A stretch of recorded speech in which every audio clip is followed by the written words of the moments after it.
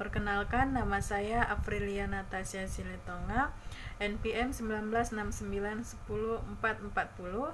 Saya dari kelas 6B PGSD. Nah, di sini saya akan mempresentasikan proposal seminar saya tentang survei kesulitan belajar matematika siswa kelas 5 di SD Negeri 004 Meranti Siak dengan dosen pengampu Fitriana Yolanda MPD. Pada proposal saya yang berjudul Survei Kesulitan Belajar Matematika Siswa Kelas 5 SD Negeri 04 Meranti Siak, yaitu memiliki 3 bab. Bab yang pertama yaitu ada latar belakang masalah, kemudian identifikasi masalah, batasan masalah, rumusan masalah, tujuan penelitian, serta manfaat penelitian. Nah, di sini saya akan membahas tentang latar belakang masalah. Perkembangan ilmu pengetahuan dan teknologi yang mencangkup peningkatan ilmu terapan dan ilmu pengetahuan dasar. Kemudian salah satu upaya untuk meningkatkan kemampuan penguasaan ilmu pengetahuan dasar adalah dengan meningkatkan kemampuan dalam bidang matematika. Nah, ilmu matematika merupakan ilmu yang dipelajari peserta didik mulai dari tingkat sekolah dasar, SMP, SMA maupun universitas, yang penekanannya pada pemahaman konsep-konsep dan struktur-struktur. Matematika digunakan secara luas dalam berbagai bidang kehidupan dan juga diharapkan sebagai pembelajaran matematika di kelas bisa dikemas sedemikian rupa sehingga siswa bisa belajar secara optimal dan pada akhirnya mendapatkan hasil yang maksimal. Nah, untuk itu diperlukan berbagai upaya atau usaha para pendidik matematika bagaimana agar pembelajaran matematika ini bisa diserap oleh peserta didik. Nah, di sini saya akan membahas tentang latar belakang masalah. Perkembangan ilmu pengetahuan dan teknologi yang mencangkup peningkatan ilmu terapan dan ilmu pengetahuan dasar. Kemudian salah satu upaya untuk meningkatkan kemampuan penguasaan ilmu pengetahuan dasar adalah dengan meningkatkan kemampuan dalam bidang matematika. Nah, ilmu matematika merupakan ilmu yang dipelajari peserta didik mulai dari tingkat sekolah dasar, SMP, SMA maupun universitas, yang penekanannya pada pemahaman konsep-konsep dan struktur-struktur. Matematika digunakan secara luas dalam berbagai bidang kehidupan dan juga diharapkan sebagai pembelajaran matematika di kelas bisa dikemas sedemikian rupa sehingga siswa bisa belajar secara optimal dan pada akhirnya mendapatkan hasil yang maksimal. Nah, untuk itu diperlukan berbagai upaya atau usaha para pendidik matematika bagaimana agar pembelajaran matematika ini bisa diserap oleh peserta didik. Dalam melakukan kegiatan belajar tidak selamanya berhasil. Terkadang juga mengalami hambatan-hambatan yang mengakibatkan kejanggalan atau kegagalan dalam belajar. Nah, secara umum kesulitan belajar matematika dapat dikatakan suatu kondisi dalam pembelajaran yang ditandai dengan adanya hambatan-hambatan tertentu dalam mencapai hasil belajar matematika. Menurut Widiarto tahun 2008 halaman 8 mengatakan bahwa kesulitan belajar merupakan kurang berhasilnya siswa dalam menguasai konsep, prinsip, atau algoritma penyelesaian masalah walaupun terus berusaha mempelajarinya. Dan hal ini ditambah lagi dengan kurangnya seorang siswa dalam mengabstraksi atau menggeneralisasi, berpikir deduktif dan mengingat konsep-konsep yang diberikan tersebut. Yang kedua yaitu identifikasi masalah. Nah, untuk menghindari meluasnya permasalahan yang ada pada penelitian ini, maka identifikasi masalah yang saya lakukan adalah yang pertama yaitu ketidakmampuan siswa dalam memahami pengetahuan dasar dan mengaitkan antara pengetahuan baru dengan pengetahuan lama sehingga menimbulkan ketidakpahaman atau kejelasan terhadap suatu materi. Nah, yang kedua yaitu sebagian siswa mengalami kelelahan dan jenuh, dan juga sebagian siswa mengeluh merasa kesulitan ketika diberi penjelasan. Nah, yang ketiga yaitu fisik dan mental siswa menjadi tidak siap lagi menerima materi yang diberikan oleh guru. Nah, yang selanjutnya yaitu ada rumusan masalah. Nah, rumusan masalah di sini ada 3. Yang pertama, apa saja kesulitan belajar matematika yang dialami siswa kelas 5? Yang kedua, apa saja faktor-faktor yang menyebabkan kesulitan belajar matematika siswa kelas 5? Yang ketiga yaitu bagaimana upaya-upaya yang dilakukan untuk mengatasi kesulitan belajar yang dialami siswa kelas 5. Nah, yang berikutnya yaitu tujuan penelitian. Tujuan penelitian yang pertama yaitu untuk mengetahui jenis kesulitan belajar matematika siswa kelas 5. Yang kedua, untuk mengetahui faktor-faktor apa yang menyebabkan kesulitan belajar matematika yang dialami oleh siswa kelas 5. Nah, yang ketiga yaitu untuk mengetahui upaya-upaya apa saja yang dilakukan untuk mengatasi kesulitan belajar yang dialami oleh siswa kelas 5. Nah, yang berikutnya yaitu manfaat penelitian. Manfaat penelitian yang pertama ada 2. Yang pertama yaitu manfaat teoritis, di mana manfaat teoritis ini menjadi masukan dan acuan dalam mengembangkan suatu penelitian di masa yang akan datang, serta menjadi referensi yang berharga sebagai calon pembimbing atau calon guru. Nah, yang kedua yaitu manfaat praktis. Yang pertama manfaat praktis bagi peneliti, yang kedua bagi guru, dan yang ketiga bagi peserta didik. Bab kedua yaitu kajian teori. Menurut Slameto dalam Ani Sunarsi tahun 1995 halaman 2 mengatakan bahwa belajar adalah suatu proses usaha yang dilakukan seseorang untuk memperoleh suatu perubahan tingkah laku yang baru secara keseluruhan sebagai hasil pengalamannya sendiri dalam interaksi dengan lingkungannya. Nah, kemudian menurut Wincke dalam Ani Sunarsi tahun 1996 halaman 53 mengatakan bahwa belajar adalah salah satu aktivitas mental atau psikis yang berlangsung dalam interaksi aktif dengan lingkungan yang menghasilkan perubahan-perubahan dalam pengetahuan, pemahaman, keterampilan, dan sikap-sikap. Kemudian perubahan itu bersifat relatif, konstan, dan berkelas. Nah, faktor-faktor yang mempengaruhi belajar yaitu menurut Slameto dalam Ani Sunarsi tahun 1995 halaman 54. Yang pertama yaitu faktor intern. Faktor intern adalah faktor-faktor yang ada di dalam diri individu yang sedang belajar. Faktor yang ini meliputi yaitu faktor jasmani, faktor psikologis, dan faktor kelelahan. Nah, yang kedua yaitu faktor ekstern. Faktor ekstern adalah faktor-faktor yang di luar individu yang sedang belajar, yaitu misalnya faktor keluarga, faktor sosial, dan faktor masyarakat. Menurut Ani Sunarsi tahun 1999 halaman 252 mengatakan bahwa matematika adalah suatu cara untuk menemukan jawaban terhadap masalah yang dihadapi manusia. Suatu cara menggunakan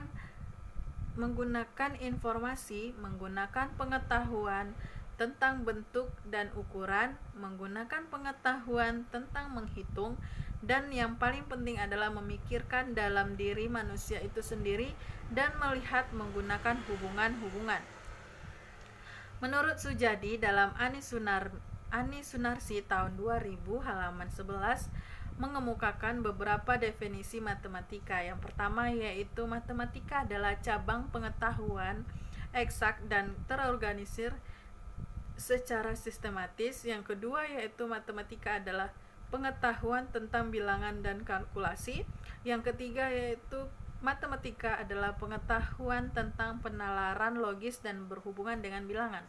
Nah, yang keempat yaitu matematika adalah pengetahuan tentang fakta-fakta kuantitatif dan masalah ruang dan bentuk. Nah, yang kelima yaitu matematika adalah pengetahuan tentang struktur-struktur yang logis. Yang terakhir yaitu matematika adalah pengetahuan tentang aturan yang ketat. Di sini juga membahas tentang kesulitan belajar. Nah, pengertian kesulitan belajar menurut Mulyono Abdurrahman tahun 1999 halaman 7 yaitu adalah kesulitan belajar menunjuk pada sekelompok kesulitan yang dimanifestasikan dalam bentuk kesulitan nyata, dalam kelemahan dan penggunaan kemampuan, contohnya mendengarkan, bercakap-cakap, membaca, menulis, menalar, atau kemampuan dalam bidang studi matematika. Meskipun suatu kesulitan belajar mungkin terjadi bersamaan dengan adanya kondisi lain yang mengganggu atau berbagai pengaruh lingkungan, misalnya adanya perbedaan budaya, pembelajaran yang tidak tepat, dan faktor-faktor psikogenetik. Kemudian berbagai hambatan tersebut bukan penyebab atau pengaruh langsung. Nah, siswa yang mengalami kesulitan belajar akan sulit dalam memahami materi-materi pelajaran yang disampaikan oleh guru, sehingga siswa akan malas dalam belajar. Selain itu juga siswa tidak dapat menguasai materi, bahkan menghindari pelajaran tersebut. Nah, yang di sini juga akan membahas tentang karakteristik siswa berkesulitan belajar. Nah, ada beberapa gejala sebagai pertanda adanya kesulitan belajar. Misalnya yang pertama, menunjukkan prestasi yang rendah yang dicapai oleh siswa tersebut. Yang kedua, hasil yang dicapai tidak seimbang dengan usaha yang dilakukan.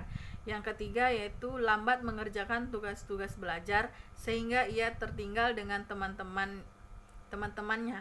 Nah, yang keempat yaitu menunjukkan sikap yang kurang wajar seperti acuh tak acuh atau berpura-pura.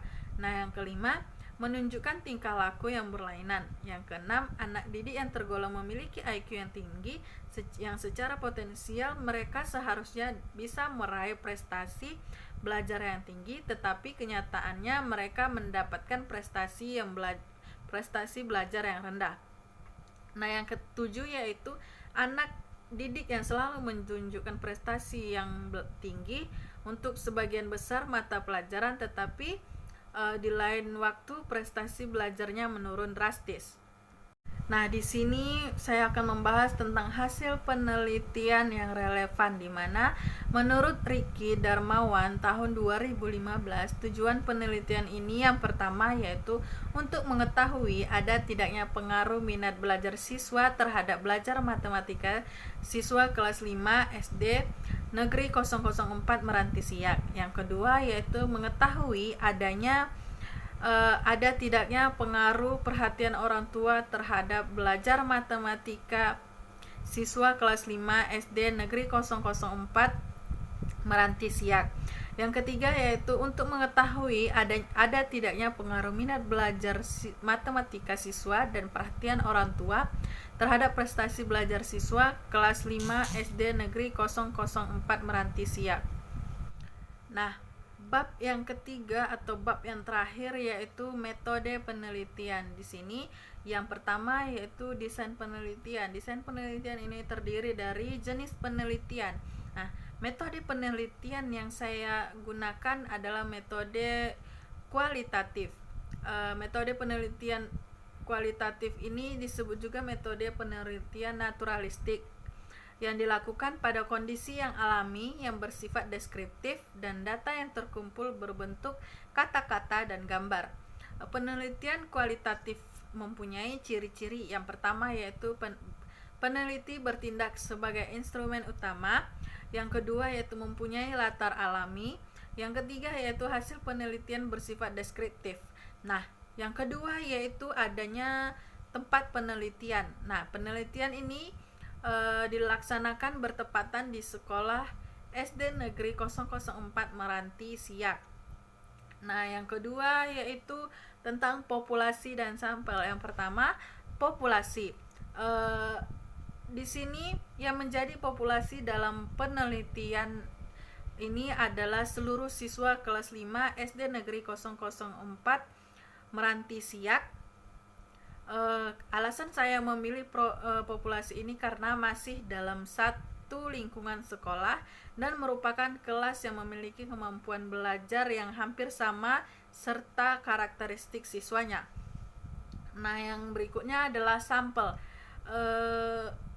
Sampel dalam penelitian ini saya ambil adalah kelas 5 SD Negeri 004 Meranti Siak dalam penentuan eksperimen dan kelas kontrol yang akan dipilih secara random dengan pertimbangan kelas ini memiliki kemampuan belajar yang sama dan sudah mencapai materi yang sama serta mempunyai kemampuan belajar yang sama dan sudah yang diperoleh oleh yang mewakili populasi tersebut. Nah, berikutnya yaitu definisi operasional variabel. Yang pertama yaitu variabel bebas. Variabel bebas adalah variabel yang mempengaruhi atau menjadi sebab timbulnya variabel terikat. Variabel bebas dalam penelitian ini adalah pembelajaran matematika untuk mempermudah peserta didik dalam memahami pembelajaran dan pendekatan logika dan eksplorasi atau yang diawali dengan sesuatu yang konkret. Nah, yang kedua yaitu variabel terkait. Variabel terkait adalah atau variabel terikat adalah variabel yang mempunyai minat terhadap hasil belajar siswa kelas 5 SD Negeri 004 Meranti Siak. Nah, selanjutnya yaitu ada instrumen penelitian. Instrumen penelitian itu dalam pengumpulan data, teknik atau metode adalah suatu hal mutlak kebenarannya, sebab ilmiah atau tidaknya suatu tulisan tergantung pada pokok pikiran yang dikemukakan atau disimpulkan yang ditandai oleh atau yang dilandasi oleh faktor-faktor yang didapat secara objektif dan disimpulkan dan yang berhasil disimpulkan dari hasil pengujian. Yang pertama yaitu ada tes.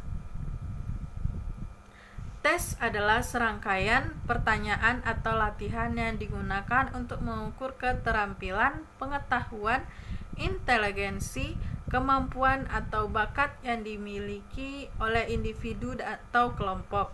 Yang kedua ada lembar observasi, yaitu instrumen lembar observasi digunakan untuk memperoleh informasi mengenai terlaksananya kegiatan pembelajaran dan aktivitas peserta didik pada mata pelajaran matematika terhadap minat dan hasil belajar siswa.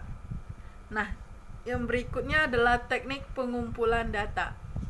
Teknik pengumpulan data yang digunakan dalam penelitian ini adalah sebagai berikut. Yang pertama yaitu tes. Tes ini diadakan untuk mengetahui hasil belajar peserta didik tentang penguasaan bahan pengajaran yang sesuai dengan tujuan pendidikan dan pengajaran. Nah, kemudian data ini diolah untuk mengetahui kesulitan belajar siswa kelas 5 pada mata pelajaran matematika di Sekolah Dasar Negeri 004 Meranti Siak. Adapun soal-soal tertulis yang akan digunakan untuk instrumen pengumpulan datanya berbentuk soal uraian dan sebelumnya soal-soal tes tersebut terlebih dahulu diuji cobakan. Nah, yang kedua yaitu observasi. Dalam penelitian ini, observasi dilakukan pada saat pembelajaran berlangsung.